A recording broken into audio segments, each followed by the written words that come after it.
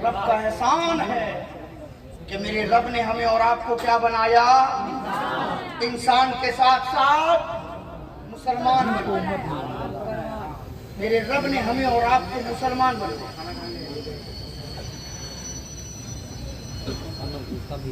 फिर बनाने के बाद मेरे रब ने कहा, मेरे बंदो शरत अपनी आमद पर, अपनी खिलकत पर, अपनी बिसत पर गौर तो करो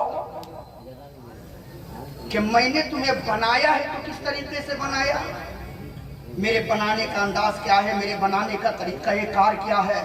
मैंने कायनात बनाई तो मेरे बनाने का अंदाज क्या था, और मेरे बंदे जब मैं तेरी जात को बनाया तो मेरे बनाने का अंदाज और तरीका कार क्या था। मैंने कहा मेरे परवरदिगार कहाँ देखूं, परवरदिगार आलम ने कहा मेरे बंदे जरा कुरान की तिलावत कर, सूरे यासीन शरीफ की तिलावत कर, उसका तर्जमा पढ़, तब तुझे पता चलेगा कि मैंने कायनात बनाई तो मेरे बनाने का अंदाज क्या था, और जब मैंने तेरी जात बनाई तो मेरे बनाने का अंदाज और तरीका कार क्या था। जब मैंने कुरान की तिलावत की, सूरे यासीन शरीफ की तिलावत की, परवरदिगार आलम कुरान मुकद्दस में इरशाद फरमा रहा है, इन्नमा अमरुहु इज़ा अरादा शयअन अन यक़ूल लहू कुन फयकून। जब भी मैंने कायनात में किसी चीज को पैदा करने का इरादा किया तो रब कह रहा है मैंने कुन का इशारा किया, फयकून वो बनती गई। मैंने जमीन को पैदा करना चाहा, मैंने कुन का इशारा किया, जमीन बन गई। मैंने आसमान को पैदा करना चाहा, मैंने कुन का इशारा किया, फयकून जमीन आसमान बन गए। मैंने चांद सूरज सितारों को पैदा करना चाहा, मैंने कुन का इशारा किया, फयकून वो पैदा होकर चमकने और चमकने लग गए। मैंने जानवरों को पैदा करना चाहा, मैंने कुन का इशारा किया, फयकून वो पैदा होकर जमीन पर चलने लगे। मैंने फरिश्तों को पैदा करना चाहा, मैंने कुन का इशारा किया, फयकून वो नूर से पैदा होकर मेरी इबादत में लग गए। मैंने जिन्नातों को पैदा करना चाहा, मैंने कुन का इशारा किया, फयकून वो आग से पैदा होकर जमीन पर चलने लगे। मैंने पहाड़ों को पैदा करना चाहा, मैंने कुन का इशारा किया, फयकून वो पैदा होकर जमीन पर सीना तान कर खड़े हो गए। मैंने दरियाओं को पैदा करना चाहा, मैंने कुन का इशारा किया, फयकून वो पैदा होकर मौजें मारने लगे। लेकिन मेरे बंदो जब तुम्हें बनाने की बारी आई तो मैंने तुम्हें कुन के इशारों से नहीं बल्कि खलक़तुहू बियदैया, मैंने पूरी कायनात बनाई तो कुन के इशारों से। और मेरे बंदो जब तुम्हें बनाने की बारी आई तो मैंने तुम्हें कुन के इशारों से नहीं बल्कि अपनी कुदरत के हाथों से मैंने तुझे बनाया है, अपने दस्ते कुदरत से मैंने तुझे बनाया है। सारी कायनात को मैंने लफ्ज़े कुन से बनाया, और मेरे बंदो मैंने तुम्हें अपनी कुदरत के गुण से बनाया।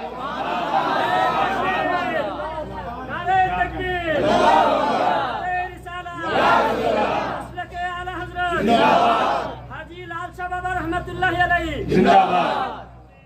और बनाने के बाद मेरे बंदो मैंने तुम्हें ऐसा संवारा, ऐसा सींचा, ऐसा हसीन बनाया, ऐसा खूबसूरत बनाया। मैंने तुझ पर अपनी कुदरत के ऐसे नजारे दिखाए कि मेरे बंदे देख, दुनिया के अंदर मैंने बेशुमार इंसानों को पैदा किया है, दुनिया के अंदर मैंने अनगिनत इंसानों को पैदा किया है। कितने दुनिया में आए, कितने हैं, कितने चले गए, कितने कयामत तक आएंगे। लेकिन मेरे बंदो जरा गौर करो, मैंने बनाया हर एक को है, हर एक को मैंने बनाया। लेकिन मेरे बंदो मेरे बनाने का अंदाज देखो, मेरे बनाने का तरीका कार देखो। मैंने आंखें सबकी एक, मैंने सबको आंखें एक जैसी अता की, मैंने लब सबको एक जैसे अता किए, मैंने दांत सबको एक जैसे दिए, मैंने कान सबको एक जैसा दिया, मैंने सबों को दो हाथ दिया है, मैंने सबों को दो पांव दिया है।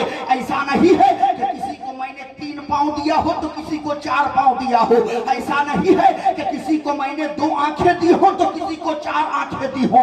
ऐसा नहीं है कि मैंने किसी को 2 हाथ दिया हो तो किसी को 4 हाथ दिया हो। मेरे बंदो गौर करो, आंखें मैंने सबों को 2 दी है, हाथ मैंने सबों को 2 दिया है, पांव मैंने सबों को 2 दिए हैं। लेकिन मेरे बंदो एक जैसा बनाने के बाद भी मैंने किसी को एक दूसरे से मिलने नहीं दिया है, किसी को एक दूसरे की तरह लगने नहीं दिया है।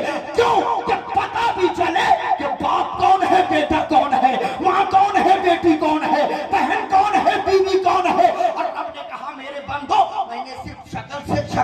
ملنے نہیں دیا بلکہ میری قدرت کو دیکھو میں نے ایک دوسرے کی عقل سے عقل کو ملنے نہیں دیا میں نے ایک دوسرے کی سوچ سے سوچ کو ملنے نہیں دیا میں نے ایک دوسرے کے خیال سے خیال کو ملنے نہیں دیا میں نے ایک دوسرے کی فکر سے فکر کو ملنے نہیں دیا میرے بندو میں نے تجھے ایسا بنایا ہے نہ میں نے تجھے ایک دوسرے سے ملنے دیا ہے نہ ایک دوسرے کی طرح لگنے دیا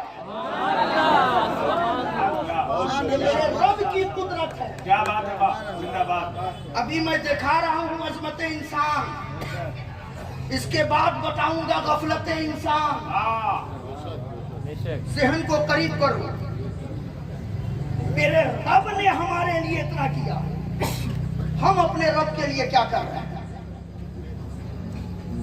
میرے رب نے ہمیں اور آپ کو اتنی نعمتیں دی لیکن ہم پروردگار کے لیے 24 گھنٹے میں کون سا کام کر رہے ہیں کبھی ہم نے سوچا یہیں تک نہیں پروردگار نے کہا میرے بندو دنیا کے اندر میں نے خوبصورت چیزوں کو پیدا کیا ہے دنیا کے اندر آپ پہاڑوں پر گھومنے جاتے ہیں پہاڑوں کا نظارہ کرنے کے بعد آپ کہتے ہیں کہ دنیا میں پہاڑ کتنا خوبصورت ہے کہتے ہیں نا آپ سمندروں کے قریب گئے آپ سمندروں کے لہروں کو دیکھ کر کہتے ہیں کہ ان سمندروں کے لہروں سے زیادہ کوئی خوبصورت ہو نہیں سکتا یہ کتنا خوبصورت ہے آپ باغوں میں ہریالیوں کے قریب جاتے ہیں تو ان کی ہریالی کو دیکھ کر کہتے ہیں کہ ہریالی کتنی خوبصورت ہے آپ اگر کوئی خوبصورت جانور دیکھ لیں تو جانور کو کہتے ہیں کہ یہ جانور کتنا خوبصورت ہے آپ پرندوں کو دیکھ کر کہتے ہیں یہ پرندہ کتنا خوبصورت ہے لیکن پروردگار نے کہا میرے بندو غور کرو میں نے کائنات کے اندر خوبصورت چیزوں کو پیدا کیا پہاڑوں کو بھی میں نے خوبصورت بنایا درختوں کو بھی میں نے حسین بنایا جانوروں کو بھی میں نے حسین بنایا میں نے پرندوں کو بھی خوبصورت بنایا سب کچھ بنانے کے بعد بھی توریت میں انجیل میں زبور میں قرآن میں دیگر صحائف میں کہیں بھی میں نے یہ نہیں کہا کہ میں نے چاند کو حسین بنا دیا میں نے سورج کو حسین بنا دیا میں نے پہاڑوں کو حسین بنا دیا میں نے ستاروں کو حسین بنا دیا میں نے دریاؤں کو حسین بنا دیا میں نے جانوروں کو حسین بنا دیا کہیں بھی میں نے یہ نہیں کہا کہ میں نے اسے حسین بنایا لیکن میرے بندو تمہیں بنانے کے بعد میں خاموش نہ رہا بلکہ میں نے قرآن میں اعلان کر دیا اور صرف اعلان ہی نہیں بلکہ قسمیں اٹھا کر میں نے کہا والتین والزیتون وطور سینین وہذا البلد الامین لقد خلقنا الانسان فی احسن تقویم مجھے تین کی قسم زیتون کی قسم طور سینا کی قسم محبوب تیرے شہر کی گلیوں کی قسم میں نے پوری کائنات کو حسین بنایا ہے اور انسانوں کو حسین نہیں بلکہ حسینوں کا سردار بنا دیا نعرہ تکبیر نعرہ رسالت انسانوں کو رب نے حسینوں کا سردار بنایا آپ نے کبھی سوچا کہ میرے رب نے ہمیں اور آپ کو کتنا خوبصورت بنایا ہے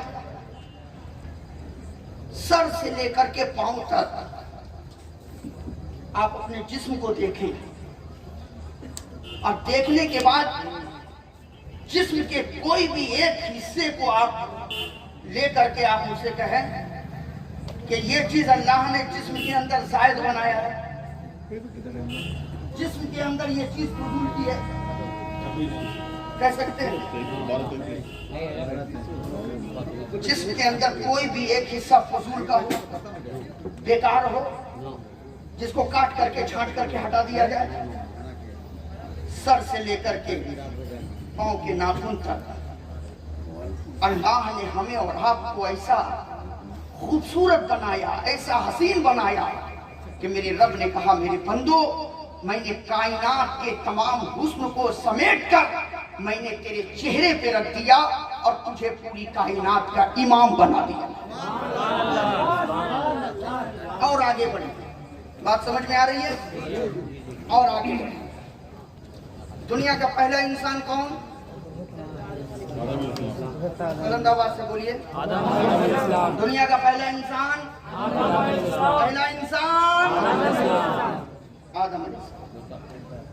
پہلا انسان.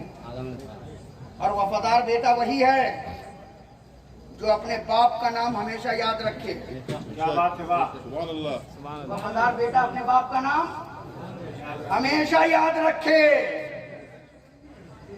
وہی بیٹا اپنے باپ کا غدار ہوتا ہے جو اپنے باپ کا نام بھول جاتا ہے. اور پھر دنیا اسے حلال ہی نہیں کہتی جو اپنے باپ کا نام ہی نہ جانے. صحیح ہے کہ نہیں؟ الحمدللہ ہم سب آدم کی اولاد ہیں.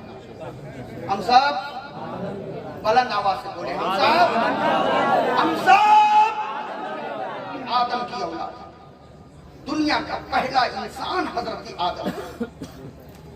یہیں پہ ٹھہر کر کے ایک نقطہ میرے ذہن میں آ رہا ہے، بیان کرتا ہوا چلوں آگے.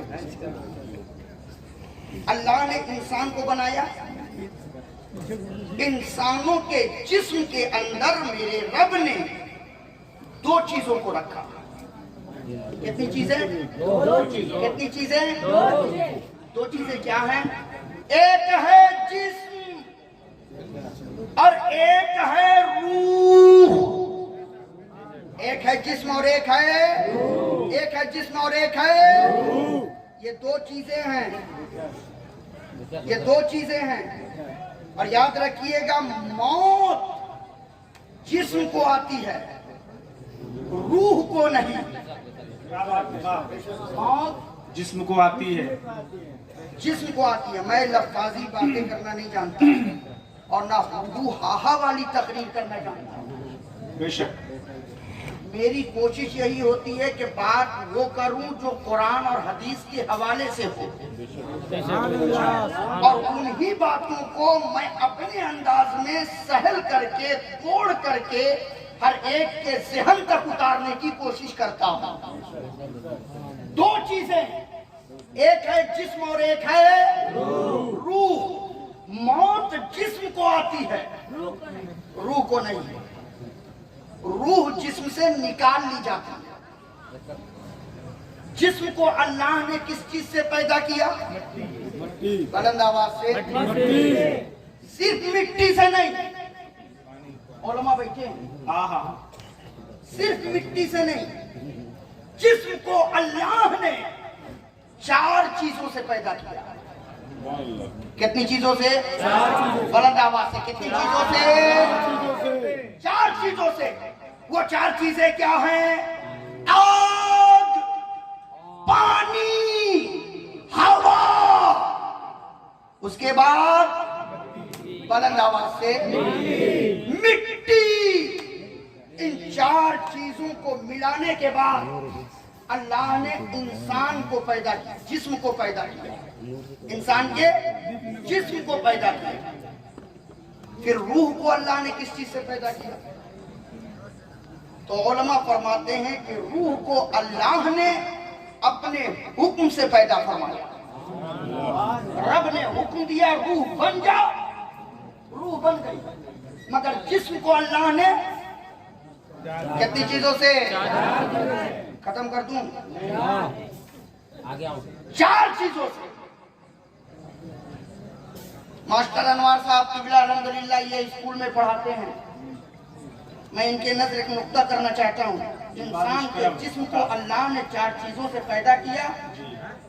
اب غور کیجئے، یہی وجہ ہے کہ انسان کا جسم جب بیمار ہوتا ہے تو اس کا علاج بھی انہی چار چیزوں سے ہوتا ہے. کیا بات ہے، واہ. زندہ باد. سبحان اللہ کہیے بھائی. اور باریک بات بتانے جا رہا ہوں. جب جسم بیمار ہوتا ہے تو علاج انہی چار چیزوں سے، آگ، پانی، ہوا، مٹی. آپ کہو گے مولانا کیسی بات کر رہے ہو؟ جب جسم بیمار ہوتا ہے ہم ڈاکٹر کے پاس جاتے ہیں، ڈاکٹر دوا دیتا ہے، ہم دوا کھاتے ہیں، تب جا کر کے ہمیں صحت ملتی ہے۔ اگر ہمیں انجیکشن کی ضرورت ہو تو ڈاکٹر انجیکشن لگاتا ہے، تب ہمیں صحت ملتی ہے۔ اگر ہمیں ٹونک کی ضرورت ہو تو ہم ڈاکٹر کی دی ہوئی سیرپ کو پیتے ہیں، تب جا کر کے ہمیں صحت ملتی ہے۔ آپ کہہ رہے ہیں انسان کا جسم بیمار ہوتا ہے تو اس کا علاج انہی 4 چیزوں سے ہوتا ہے، ایسا کیسے ہو سکتا ہے؟ آگ سے انسان کے جسم کا علاج کیسے ہوگا؟ پانی سے انسان کے جسم کا علاج کیسے ہوگا؟ ہوا سے انسان کے جسم کا علاج کیسے ہوگا؟ مٹی سے انسان کے جسم کا علاج کیسے ہوگا؟ انسان کے جسم کا علاج تو دواؤں کے ذریعہ ہوتا ہے، انسان کے جسم کا علاج تو سیرپوں کے ذریعہ اور انجیکشن کے ذریعہ ہوتا ہے۔ میں پیغام دینا چاہوں گا اور پڑھے لکھے لوگوں سے کہنا چاہوں گا کہ نوٹ کرو اظہار اشرف کے جملے کو، دنیا کا کوئی بھی ڈاکٹر ہو، چاہے ہومیوپیتھک ڈاکٹر ہو، چاہے آیورویدک ڈاکٹر ہو، چاہے ایلوپیتھک ڈاکٹر ہو، ان ڈاکٹروں سے آپ رابطہ کرو، ان ڈاکٹروں سے آپ پوچھو کہ دنیا کے اندر جتنی بھی دوائیں بنتی ہیں ان دواؤں کا تعلق ان 4 چیزوں سے ضرور ہوتا ہے۔ دوا کا تعلق آگ سے ہوگا، یا تو اس دوا کا تعلق ہوا سے ہوگا، یا تو اس دوا کا تعلق پانی سے ہوگا، یا تو اس دوا کا تعلق مٹی سے ہوگا۔ اسی لیے